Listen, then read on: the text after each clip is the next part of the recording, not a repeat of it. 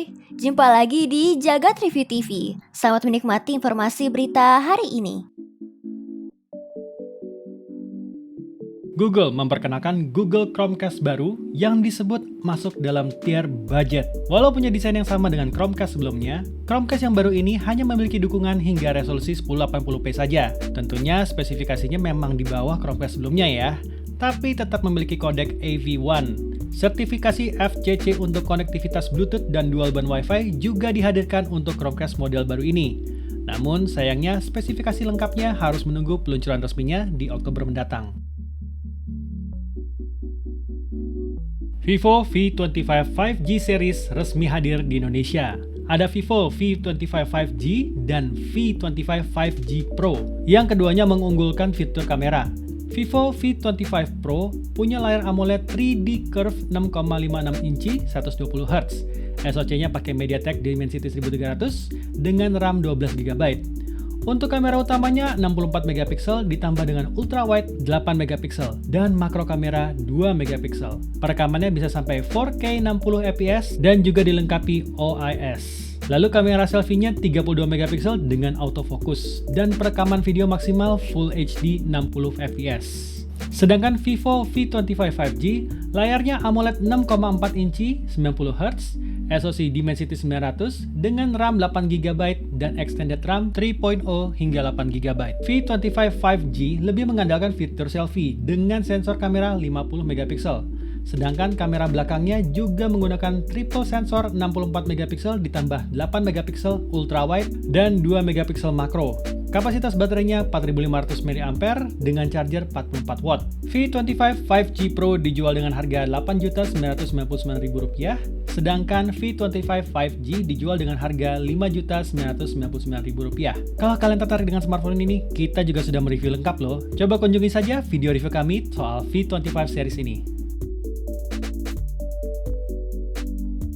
Selain merilis Vivo V25 series, Vivo juga memperkenalkan TWS baru mereka, yaitu Vivo TWS Air. Desainnya sangat ramping dan bobotnya cuma 3,5 gram buat masing-masing earbuds. Drivernya berukuran 14,5 mm, dituning oleh Vivo Golden Ears Lab. Jadi TWS ini punya karakteristik dengan bass yang megah, serta vokal yang jernih terdengar. Vivo TWS Air juga punya dual mikrofon dengan noise cancelling untuk panggilan suara yang jernih. Baterainya juga tahan untuk pemakaian hingga 45 jam dan dilengkapi juga dengan fitur Google Fast Pair. Jadi pengguna bisa pairing dengan mudah ke perangkat gadget mereka. Ada dua warna yang tersedia, yaitu Bubble White dan Pebble Blue. Untuk harganya dikabarkan ada di Rp499.000. Sony Xperia One Mark IV Gaming Edition baru saja diumumkan untuk Jepang. Perangkat ini dibundling bersama Xperia Stream yang merupakan aksesoris baru untuk mendukung Sony Xperia Series sebagai pendingin sekaligus alat bantu streaming. Spesifikasi dasar dari Xperia One Mark IV Gaming Edition masih sama dengan versi standarnya. Hanya saja kali ini memboyong RAM 16GB dengan kapasitas internal 512GB. Sony Xperia One Mark IV Gaming Edition dengan bundling Xperia Stream ini akan dibanderol dengan harga 18 jutaan rupiah. Memanfaatkan event State of Play PlayStation, Bandai Namco akhirnya melempar teaser untuk seri Tekken terbaru, Tekken 8. Ia dibuka dengan pertarungan panas antara Jin Kazama dan Kazuya yang super dramatis. Via PlayStation Blog, Director Tekken 8 menegaskan bahwa teaser ini bukanlah pre-rendered, melainkan berjalan menggunakan in-game engine. Proses pengembangan untuk Tekken 8 sendiri masih berjalan dan sang director meminta gamer untuk bersabar dan menunggu sedikit lebih lama. Bagaimana menurut Anda? Terlihat memesona?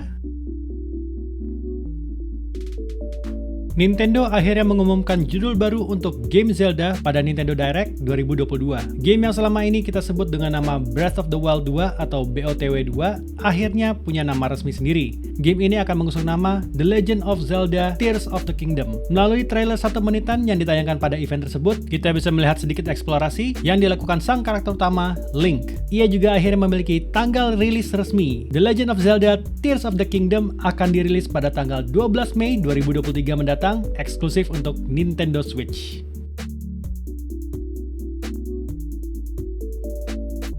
Jadi, gimana menurut kamu berita hari ini? Ingin selalu up to date dengan informasi teknologi terkini? Jangan lupa subscribe dan follow Jagat Review ya. Sampai jumpa di informasi menarik selanjutnya.